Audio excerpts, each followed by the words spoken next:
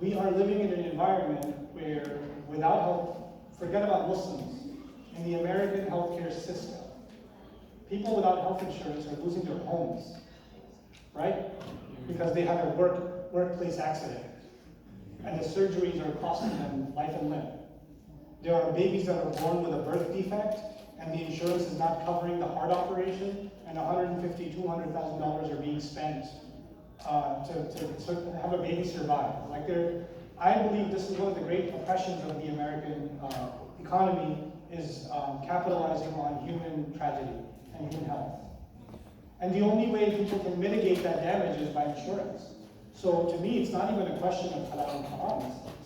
If you can afford to do it, you should, because that's the only way you can protect your family in this environment. And I don't see the tahrim issue in it, actually, but that's just my personal take on it. And again, if you want to discuss this with scholars and get to the bottom of the issue, one person I do recommend personally and talking to is Dr. Akram Udli in Oxford. He's from the Book of Ulama, but he's stationed at Oxford University, and he runs an institute called the Islamic Institute online. He's got a lot of a more thorough response to a lot of these issues. So he might be a good resource for you. I consider him a resource for myself. Okay, this was interesting and curious. There was a research study done in Siberia in the 1970s where a hole was drilled 8.9 miles into the earth with a microphone attached. An audio recording was acquired from it with blood-chilling screams, supposedly known as the screams from hell. Is this research study authentic? And if so, what knowledge can be acquired from it? For example, is Jahannam underground, levels of Jahannam, volcanic eruptions, earthquakes, etc. If not, why do you think this? I don't think about this. I didn't know they had recorders that could go 8.9 miles underground in the 1970s. I've been trying to find a good voice recorder for a while, so I need to look this up, only to find out what manufacturer this was. Now it's able to handle that level of heat underground and still voice record plastic. That's pretty impressive in engineering. And I'm sure we have some engineering students here. They can help me out with no. What the hell kind of a question is that? You see that? See what I did there? What happens to non-Muslims when they are brutally and unjustly murdered? Do they go to hell because it doesn't seem fair to throw them in hell after they were tortured and died a painful death just because they didn't believe in Allah? The two camps in the Muslims are, one camp is only Muslims will enter paradise, right? And if anybody disagrees with that, then they're basically rejecting Islam itself. The Quran paints a complex picture of salvation. And the early Muslims, the first century Muslims, actually discuss different views of what salvation will look like on Judgment Day. And what is going to happen to people who didn't get the true message of Islam. And not getting the true message of Islam means لَمْ يُقَمْ عَلَيْهِمُ الْحُجَّةِ. Like, there was no case made against them. So, will Allah deal with them blanket? They were not Muslim, therefore they're going to hellfire or not? And there weren't conclusive answers to this question. And that's not to say others will go to heaven or hell. That is to say, our religion is sophisticated enough that it doesn't give us the right to say what will happen in the afterlife. Look at what the Prophet was told to say in the Quran. قُلْ إِنْ أَدْرِي مَا يُفْعَلُ بِي وَلَا بِكُمْ. Tell them, I have no knowledge what will become of me or will become of you. Individual, what this ayah also means is individually, there's no way for me to know who's going and who's not going. Allah can say the mushrikun will be in this category. The munafiqun will be in this category. He can say all of this, yes? But will this person belong in that category on Judgment Day? I don't know.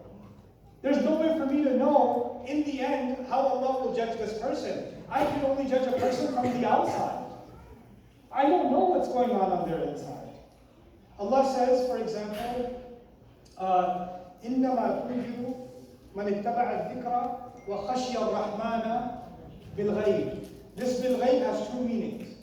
The Prophet was told in Surah Yasin, you only warn people who fear Ar-Rahman in the unseen. They fear Ar-Rahman in the unseen. So one meaning of this was Ar-Rahman himself is in the way. We don't see Ar-Rahman, we don't see Allah. And they fear Allah without seeing Him. That's one meaning. The other meaning is they fear Ar-Rahman without ever being seen. Meaning these people had fear of Ar-Rahman and you never knew.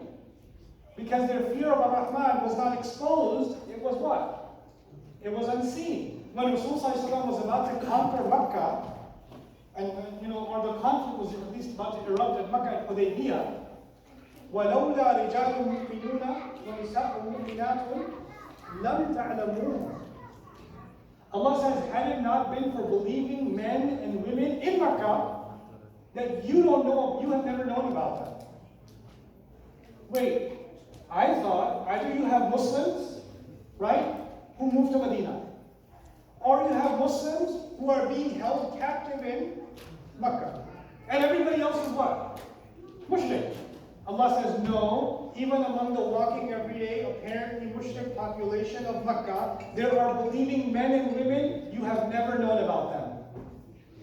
At the end of the Prophet's career, sallallahu alaihi wasallam, this is Hudaybiyah, all the way at the end. And Allah says, you still don't know who believes and who doesn't believe.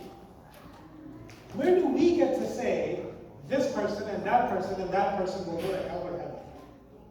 We don't get to say hell, we don't get to say heaven, because we are ibad of Allah, we don't get to say anything. If prophets themselves are being told to say, tell them I don't know. Tell them I don't know. Then we shouldn't be involved in this business. And you shouldn't go around saying, by the way, we believe everybody's going to go to heaven. No, who are you? Where did you come up with the license to send people to heaven? You already got reserved tickets yourself? You're sending other people the same way to hell. Who made you the security guard? So we often become concerned with questions that are above our scope. And answers are often more judgmental than we as slaves of Allah have the right to be, or more comforting than we have the right to be. And we shouldn't fall into either extreme. So those were all your questions coming up. I have all of them, pretty much all of them. Yajuj and Majuj is still my favorite. What if life insurance? I honestly don't know. This question is about youth. So me growing up in South, born and raised a Muslim, I don't feel there's enough programs to keep the youth involved in the Islamic community. Like we don't have YMCA's to Muslim community, it's always building up a national. There's nothing like that keeps the youth going, like team clubs and hookah bars and all that stuff. So how can we as Muslims encourage them to be stronger? I can't tell anybody what to do, any community what to do. I can tell you what I'm doing. And maybe that works for you guys, maybe it doesn't. So I have a campus in Dallas. I have some weird policies on my campus that I don't think exist anywhere else, but Allah knows. So the building is about 40,000 square feet. Okay? Four floors. And only 20% of the building is the masjid. 20%. The rest of it serves other purposes. The rest of it is, there's an auditorium, an actual auditorium, like a movie theater style auditorium to seating. There's a gym that's bigger than this space right here. There's a lounge just for hanging out. There's a basketball court outside. There are studios. There are basically, and I don't have, in my campus, I don't have a Sunday school, I don't have an Islamic school, I don't have none of that stuff. You know what? Because they already exist. That's all already there. So what I do on my campus is I just do programs with kids and youth, but not Islamic programs necessarily. I'll just do like a ping pong thing, we'll do a video game night, we'll do family nights, I'll have families, fathers and sons become teams and compete against each other, and moms and daughters, and do all kinds of family-related activities, because I do believe that communities are weak when family bonds are weak. Right? So and a lot of times we don't know how to talk to our own kids. And that's okay. Nobody taught you, so it's okay. So maybe we can help facilitate some of those conversations. I say this, I don't get tired of saying this. There are a lot of sons sitting in this audience right now who have never heard from their father, son, I'm proud of you. They haven't heard it. And if they heard it, it was years ago. They just haven't heard, and they haven't heard a genuine, I'm really grateful for you. They just haven't heard it. There's no validation. There are wives sitting here that haven't heard a kind word from their husband in ages. Husbands that haven't heard a kind word from their wife in ages. They're sitting here. Their hearts are hurting. And nobody facilitates making that a little bit easier at home. You know? So the youth, having activities for the youth plugs one hole. But that same youth, when they go home and there's yelling and screaming going on, you know, like, this is great, but there's a deeper problem, right? And we gotta help kind of bring the intensity of the homes down a little bit by way of facilitating family-friendly environments, family-friendly engagements. A community becomes strong when families become strong. Families become strong when they're better connected to each other, when they communicate better with each other. And I think one of the most important roles of community centers, masajid, is actually to facilitate that, to create that space. You know, you have kids that are like 8-year-old and the brother is 18-year-old, and they never talk to each other. That's tragic, you know. And there's a way you can fix that. You can create a basketball tournament where every team has a team and a single-digit age, a kid and a child, and they're on a team. They got to work together. You can do those kinds of things. You know, what we do is we always we do things by age category. This is a women's only event. This is a girls event. This is a teenage event. This is a youth event. This is a college student event. No, bring people together. Bring families together. Bring different age groups together. Younger kids will get so much more mature when they hang out with older kids. And older kids will feel so much more responsible when they have to take responsibility for younger kids, for example. Create those kinds of activities. And you don't need an expensive facility to do that. You just need ideas. Ideas aren't expensive. Just execute. You know? Events don't have to be Islamic to serve an Islamic purpose. They don't. You don't have to have a lecture to have an Islamic purpose. The family ties are an Islamic purpose.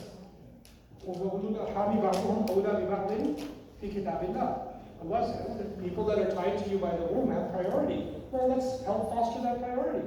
That's an Islamic purpose.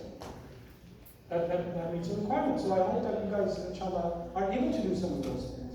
And if when COVID is kind of settled down a little bit, don't come to Dallas. We're bad. We like to celebrate not wearing masks. You know? And it used to be that we were people of personal space, and now since COVID, anybody, you go to the car mechanic, you go anywhere, so they'll come right to your face. Hey, so what you want to try to get done? See, you got there a flat tire. You used to talk to me 5 feet away. Why do you want this?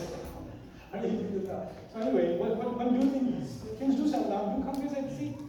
Inshallah. That's my news. Any questions on this side? My last minute. Is that it? Okay. Yes. Right, so talking about Islam and women. Always when it's anybody asks about Islam and women, most of the women they say, oh, Islam just give me hijab. Just I wear this. Some people they got an idea about the Islam and hijab and women, just women and hijab. They don't think that Islam gives the women the right. The right to ask you now here. right. The right to be a teacher or a doctor, or I can share my brother in my father's money. Right. I want to just to tell our sister or our brother when it's open. Any question about Islam and women, we don't just put the woman and the hijab. Before Islam, the ladies they put some they keep their bodies and they are not without hijab. Yeah. And this is not a question. This is like what is it? It's raja. Okay. We don't connect the woman, Islam, and hijab. That's it. I get your point. Let me reiterate this for everybody. So a lot of times when we talk about women in Islam, the conversation is just hijab in Islam. Like all there is to talk about for women is hijab. I would prefer Not for So women in Islam and biryani in Islam? Okay. Cook and clean. Yeah, service, right? Service. Not anymore? Okay. Well, to every action there's equal but opposite reaction. service online. So what happened, I'll tell you, first of all, our religion, I don't have to give you an apologetic lecture on women in Islam or anything, but I will say a couple of things. Go to countries like Malaysia. Go to one of the most prestigious Islamic universities in the world, the International Islamic University of Malaysia, in Gombak, near Kuala Lumpur. The majority of the Islamic studies professorship faculty is women. The hijabi women. There are CEOs of tech companies and investment finance companies all over the nation that are hijabi. I was there a few years ago at a conference, and I was staying at a hotel, and it was Maghrib time. And they have this concept of salah where inside the buildings, some floor is dedicated to be a masjid. So I get to go, like even if I'm at the hotel, I can just go pray in the masjid, right? So I go down, they turn the parking lot into the masjid for Maghrib. And there was a conference going on for female police officers. I kid you not. In fact, you know how when the adhan happens, if you go to Umrah, if you have the adhan happening for Maghrib or for Isha in Nabawi, Masjid Nabawi al-Haram, and you see the whole street is heading towards the masjid? That was happening towards the parking lot. And the majority of it was women. There were maybe 2,000-3,000 women that were praying in the parking lot, police officers in police uniform, and then the front was maybe 20% of it was men. And the majority of it was women that were praying. And I looked at that and I was so happy and I was so angry at the same time. Because they allowed females to express their religion, to live by their religion, and to participate in society as Islam envisioned originally to begin with. And they didn't make a distinction between those two things. And it's a remarkable, remarkable thing. Now compare this to a country like Pakistan, which I love personally because I'm from there. In Pakistan, if I were to take my family in the bazaar, and it was Maghrib time, I can hear the adhan. I can go pray Maghrib. Guess who cannot pray Maghrib? Women can't pray.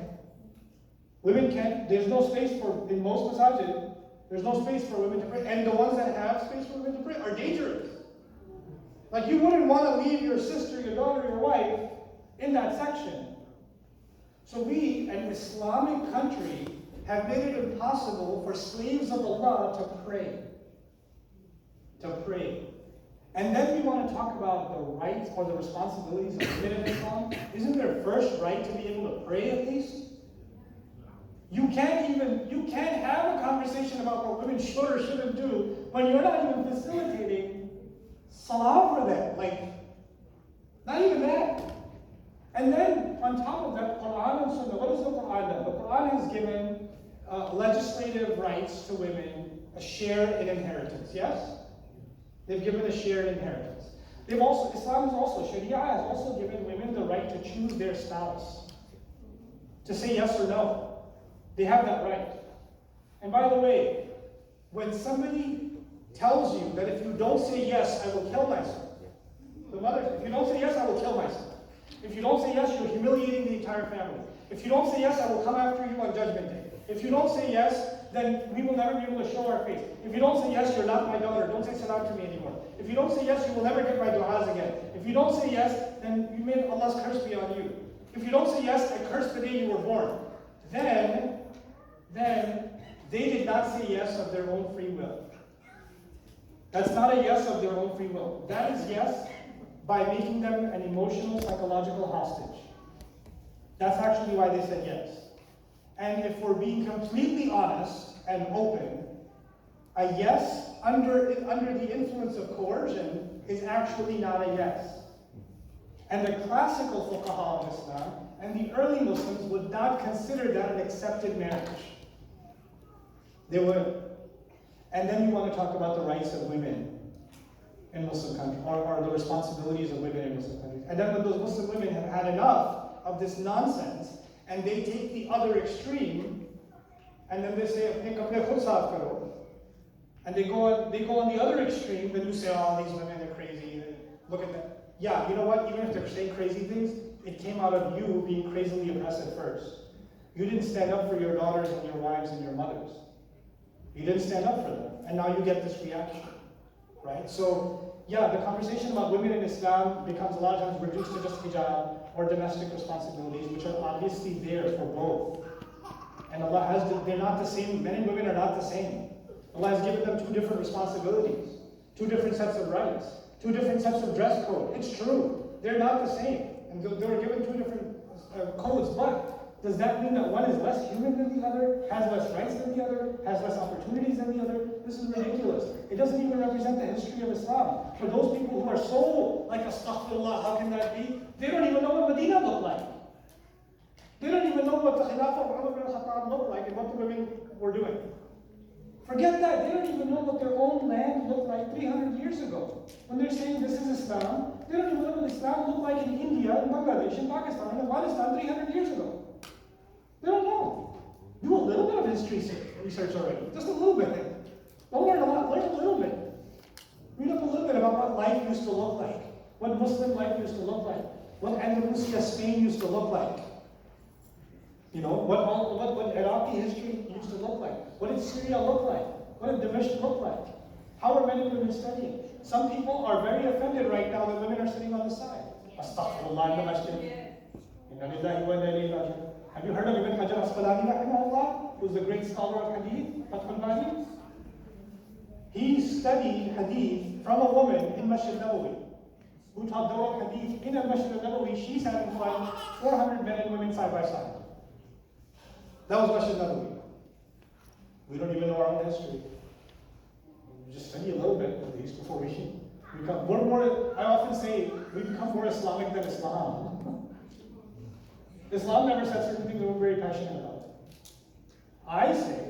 Personally, I say, when we have women in some corner in our communities, our mothers, our daughters, our sisters, our wives, they're in some corner in the community, let me tell you, the next generation is not getting Islam from the father. I guarantee you that. The next generation is, you're working full time, bro. You're too tired on the weekend. All you can do with your sons is take them out to the park for a road trip. You're not the one giving them breakfast, you're not the one giving them dinner, you're not the one checking their homework most of the time. You're not actively engaged like your wife is. And if your wife is not being empowered with the religion, she's not learning it. You're not even opening those avenues for her. She can't ask her questions. She can't learn. Then guess what? What's she going to pass on to your kids? If our daughters don't have access, if they simply don't have access, you know, then how are they going to get confident? And we make them feel so like, we're so like troubled by the presence of women in the masjid. Or asking a question, astaghfirullah, their voices are all, really? You're working, your co-workers' voices in the aura? Why don't you quit your job, bro? Why don't you quit your job? Stop listening to the BBC every night. Because a woman's voice is aura, isn't it? Go find a cave where you hear a woman's voice. You make all kinds of excuses for yourself, but women, astaghfirullah, cut it out. First of all, it's not established in the book or the sunnah that you create these restrictions, because they didn't exist. When Umar bin Khattab was questioned in public by a woman about what he was wearing, nobody said your voice is aura. Did they? Nobody said that. So where do you think this come from? Where is this coming from? And people then become, especially our youth, I want you to learn your history. I really want you to know what the Muslim world looked like, what society functioned like. For sisters, I'd recommend those of you that are interested, look up the book Muhaddithat by Dr. Al-Nadawi. He made a collection of female scholars of hadith, because of whom the science of hadith looks the way that it does today. Without whom we wouldn't have it. Over 2,500 women. 2,500 women that were flag bearers of the science. And that's just hadith. He didn't even touch on the women that contributed in tafsir in other places. Right? So, you know, we have to do justice in all matters of our deen. And we have to put our cultural biases aside and recognize that. So yes, Islam is more than hijab. Hijab is a very powerful part of our Islam. It's a very powerful part of our faith. But it's not all there is. There's much more. On it is built a great civilization. But we're not building a civilization anymore, and we need to. So, we gotta go. Okay, last one. I would say One last one over there too. I would say that probably there's a resistance from, for women to be in the board, for promotion side. There's some side in Kansas State, and I'm the only one. We're from the Islamic Society of Kansas City, and I'm the only one on the board. And there was a resistance to even participate, but I nominated myself and I said I wanted to be in it. But I would encourage other women and even brothers to invite sisters to be in the board, Yeah. be in management. And if you see Vermont, and you did selection for Vermont, I was a part of it, and you can see that women have a saying up there, so. As it should be. As it should be. Any of those brother question? Yes, sir. Few practical things that we can do this week that elevates our iman. To raise our iman? Yeah, just to wrap this whole. Oh man, you know one practical thing you can do this week to raise your iman is you, those of you that have children, sit with your kids, and I'm going to be greedy here because I want some rewards. So I have this like really long video on Surah Al-Fatiha. It's 2.5 hours. Okay? Listen to 10 minutes of it at a time. 10 minutes. This week, just 10 minutes at a time. And then discuss it before dinner. So when you sit for dinner, just put that on, everybody listen. Everybody just listen, and then let's talk about it, and then we eat dinner. And you allow your kids especially to ask questions. What does this mean? What does that mean? Okay? The more a family discusses Allah and His Messenger and His Word, Iman will rise in the household. Don't stop thinking about your spiritual growth individually. Make it a family enterprise. Inshallah. Barakallahu li wa lakum. Thank you so much. I took an extremely long time. But I really enjoyed being here, alhamdulillah. It's been a fantastic experience so far. I ask Allah if gives me an opportunity to come visit you again, inshallah. And I'm going to put my mask back on, so the selfies are going to be difficult. بارك الله فيكم جميعا.